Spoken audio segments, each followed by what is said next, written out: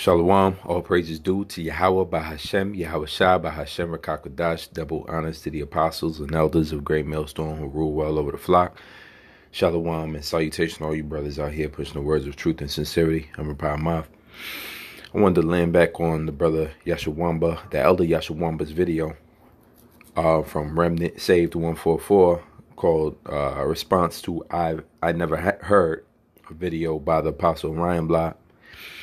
And just he's going into how, a lot of you Christians is coming out of the woodworks saying things as if y'all been out here on the forefront breaking down scriptures for the people for the last 5-10 years. Y'all have been obsolete. Everybody knows this, man. I think it was a brilliant point made through the Spirit, because the Christians all of a sudden they coming out of the woodworks trying to open up Obadiah, trying to open up Daniel, and trying to, tell what these scriptures in the Old Testament about, but they ain't been about that in the last 100 years of their sermons, man. It's been all prosperity, all, do good unto your enemy. It's been no talk about, martial law. It's been no talk about concentration camps and what's going to happen to America. It's been none of that. As a matter of fact, the point I want to make today is that these American Christians are scared to condemn America. You are so juiced into America and believe in American Christendom that you don't even see the Bible absent of America. You see America, you say it all the time, God bless America. Where's your mind at when you blessing the same country that is cursed, man? It is cursed. Now let's go through all the documents I could find in 5 minutes, showing you and proving to you that America ain't what you think it is, first and foremost. This is from RT. Article I just found. It says, my 12-year-old daughter's friends and teachers pushed her into wanting to be a boy. Thank God lockdown allowed her to escape. You got people thanking the Lord for the lockdown because how demonic their children's situation is in school. How is your daughter's friends and their teacher going to push them? And when you go into the article, I ain't going to read it all here, but it completely exposes the system. It says Kara Bell, now 23, is taking legal action against the Tavistock and Post-Portman NHS Foundation Trust, which runs NHS England's only gender identity clinic for children. More than 2,700 children, some as young as 10, were referred to the clinic last year, a 20-fold rise over the past decade. Now, this may be England, but what goes on in England goes on in America, vice versa. If it goes on in England, it's going on in America 10 times over. It says many, like Bell, are quickly put onto puberty blockers that can cause dangerous side effects. Bell, who now regrets taking the drug as a teenager to try to become a boy, said this week there needs to be a stop to prescribing puberty blockers to children under 18. We in some sick ass times, man. And that's why you can't be absent with this word. You can't be absent with this word. You can't be absent on condemning America for what it is. This is Sodom and Gomorrah. This is an article from May 22nd, 2018. It says, in U.S., estimate of LGBT population rises to 4.5%. It's rise in LGBT identification, mostly among millennials. LGBT identification is lower among older generations. 5.1% of women identify as LGBT compared to 3.9% of men. And right down here, I got the statistics for you. It says, they asked the survey, do you personally identify as LGBT? 2012 is 3.5%. 2013, 3.6. 2014, 3.7. 2015, 3.9. 2016, 4.1. 2017, 4.5. Can you see the trend? It's ever increasing. It's ever increasing. How can God love this place? Simply. Now, if you a Christian out here, so-called American Christian, you saying to yourself, nah, man, we gotta pray for America, man. We just gotta pray for it, man. Listen, there wasn't enough prayer you could do for Sodom and Gomorrah. 2 Peter 2:6, and turning the cities of Sodom and Gomorrah into ashes, because the Lord caused that the heavens above Sodom and Gomorrah to rain fire upon it. It says, and turned Sodom and Gomorrah to ashes, condemned them with an overthrow. So once the Most High gets fed up, he just condemns you with an overthrow, which is exactly what's going to happen to America. See, America isn't this little dystopia heaven that's not mentioned in the Bible. America is fully represented in the Bible as Mystery Babylon, mother of all harlots. The ones who made the nations drunk with the fornication of wine of fornication, the one that the nations shall hate. It says, making them an example unto those that after should live ungodly. So we're talking about a specific example that could be traced all the way back. If you go to that area today, there's sulfur and ash still there. Now, the example is that what happens when you have a town or a city or you have a country that the numbers of sodomy, bestiality, and bisexualism and freakism is growing year by year. Okay? It's an example because anybody who wants to follow that pattern can meet the judgment and the overthrow that those men got condemned with. So you see it here. Now, America as well, people don't even understand what America is. Is America a democracy? It's actually a democratic republic. Most people won't understand that. What is it? You have Democrats and Republicans. It's a democratic republic. You would think this is democracy because everybody can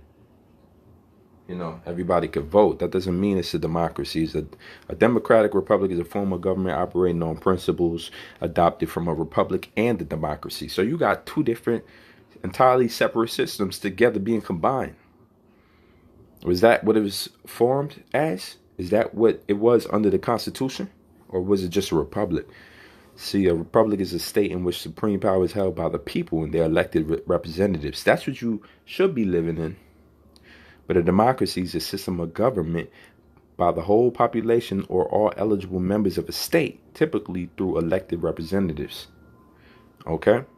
Sounds the same, but it's different. Eugene Bullock of the UCLA School of Law notes that the United States exemplifies the varied nature of a constitutional republic, a country where some decisions, often local, are made by direct democratic processes, while others, often federal, are made by democratically elected representatives. So we don't even live in what you think we live in. It's not a full-on democracy. Another thing about America, it's in debt. How is God blessing this place when we in more debt than any other country in the world? $69 trillion of world debt in one infographic. And here's the graph.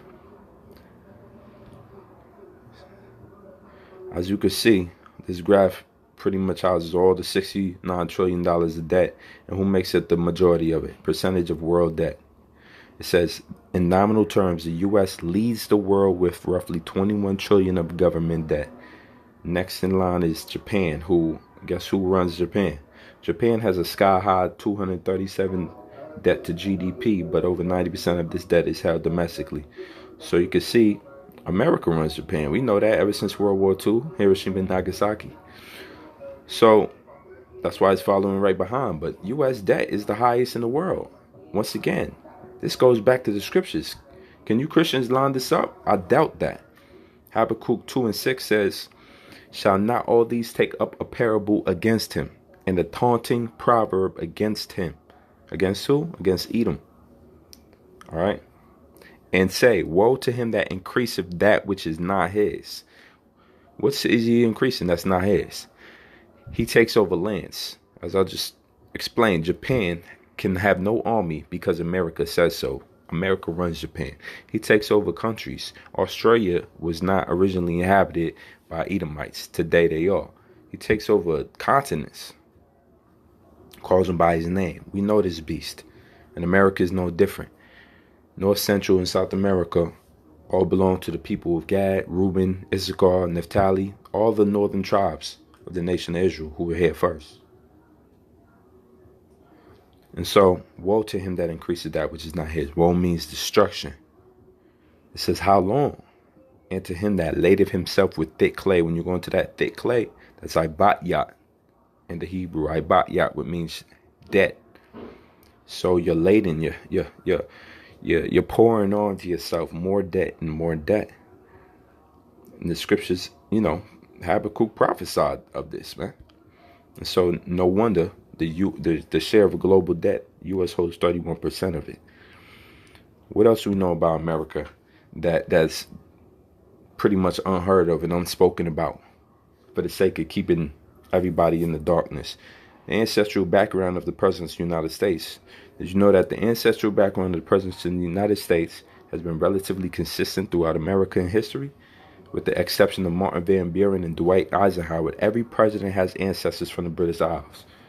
And there was a Edomite girl, 13 years old, who was able to trace every president except for one's ancestry back to a British lord, all right, an English lord. So what are we talking about here? We're talking about a deep state. We're talking about a cloak. We're talking about nepotism. It's not even a democracy as you would think. It goes on to say, even the girl brought out that Barack Obama is related to Dick Cheney, like 3-4 cousins down the line. Bush as well. So it's all a big racket, man. There's no such thing as real true democracy here. You got to be juiced in. Let's deal with the veterans. See, these are all types of issues that Christians should be able to bring out before they mention anything about a God bless America. But you never hear this. This is an article that says, why are veterans homeless? It says, in addition to a complex set of factors influencing all homelessness, extreme shortage of affordable housing, livable income, and access to health care. When they naming all these reasons, all I'm thinking of is excuses. There's no reason under the heavens why a veteran, somebody that fought for the sanctity of the country, because everybody consider themselves patriotic, but how is it that the very veterans that's fighting for your so-called safety is homeless? Doesn't make sense. It says a large number of displaced and at-risk veterans live with lingering effects of post-traumatic stress disorder. No doubt, because you had them over there bodying little children for oil. It says in substance abuse, which are compounded by a lack of family support, social net, everything except for the fact that y'all didn't break off a piece of them riches. What does the scripture say in Sirach? Sirach 26 and 28. There be two things that grieve my heart, and the third maketh me angry. A man of war that suffereth poverty. You grieving the hearts of men of the Lord by seeing a man of war suffer poverty. You know why? Because in the ancient world, in the Old Testament, when Israel went to war, when we battled these nations, and men put their life on the line, they got something in return for that. They didn't go home empty-handed. They got to keep this. They got to keep that. And so they got to bring something home for all their troubles. And so they wouldn't come home poor because they weren't able to work and make a living the last 25 years. Everybody else was getting fat, but they was slugging little children and shooting up Taliban, CIA members. And so it's a terrible thing to see a man of war in poverty. But America don't care. And that's why this place is all about pride. And what happens with the proud? First of all, haughtiness and pride is the same thing. Haughtiness is the quality of being haughty. Pride mingled with some degree of contempt for others, arrogance. See, Americans, they have to scapegoat. They like to look down on other people. They have to make fun of other people. When you make it in America, you can't just be humble. Well, guess what? The Lord got something specifically for people that's not humble. Proverbs 11 and 12 says, when pride cometh, then cometh shame, but with the lowly is wisdom. All right, going down, it says the fear of the Lord is to hate evil, pride and arrogancy, and the evil way. The forward mouth do I hate. So it's very easy for us to speak about the plight of America and the imminent downfall of this place because we have the understanding that this place is proud as hell, it's arrogant, it's evil, it's corrupted, and the Lord hates it. There's no fear of the Lord here. So the people don't hate evil. That's why LGBT is high. That's why they're trying to promote that little girls change their sexual identity, and teachers is pushing for that. All right. Proverbs 29:23. A man's pride shall bring him low, but honor shall uphold the humble in spirit. Proverbs 18:12. Before destruction, the heart of a man is haughty, and before honor is humility. So we see it all through the scriptures, and we fear being proud because we know that the Lord got something lined up for the proud. 2 Ezra 8:50. For many great miseries shall be done to them that in the latter time shall dwell in the world. What time we in now? The latter time. What's about to be done? Great miseries, famines, plagues, pestilences, earthquakes, war, concentration camps, destruction, insurrections of the people, cannibalism, all of the outbreaks of diseases you never heard of. And so it's all coming down for that pride of the people that dwell in this time. It says, because they have walked in great pride. We know the answer why the Lord is going to judge this place, America. And we're not going to hide it because we live here. We're not going to hide it because we collect unemployment here. We also work here and pay into unemployment. And so we're not afraid to speak about America like a lot of you Christians that's about to go walk around and vote with your God bless Trump and your God bless Biden flyers. Nah, man. We looking past that. The day of the Lord is near. John 14:27. Peace I leave with you. My peace I give unto you. Not as the world giveth, give I unto you. Let not your heart be troubled, neither let it be afraid. There's no fear in our hearts, because we know who's on our side. And Yahweh Hashem our side. When he gave it his word, he gave us peace. Psalms 34:4. I sought the Lord, and he heard me and delivered me from all my fears. Deuteronomy 31:6. Be strong and of good courage, fear not, nor be afraid of them. For the Lord thy power, it is that doth go with thee. He will not fail thee, nor forsake thee. The Lord done sent us into many other nations' territories. The whole land of Canaan we inherited, but we had to slay in order to get that land. Those was a fearful adversary. And we took them down with the spirit, with the power of Yahweh Shem Yahushua and the angels. And so, how could we fail? So Philippians 4:13, I could do all things through Yahushua which strengtheneth me. And no more needs to be said. So if you a Christian out there and you tangled up and mangled up in this lie and propaganda machine that comes every 4 years, all right, that gets your anxiety running, and you consider yourself patriotic, or you proud as hell, or you a Christian, you believe in the Lord, but you don't disagree that America is the greatest place on earth. Well, there's a contradiction here. See, you can't be for two things at once. You gotta serve one master. And so we choose Yahweh Shem Yahushua. You know, y'all gotta decide who y'all choose, which is more than likely y'all gonna choose Satan, as long as you on the side of America. Shalom.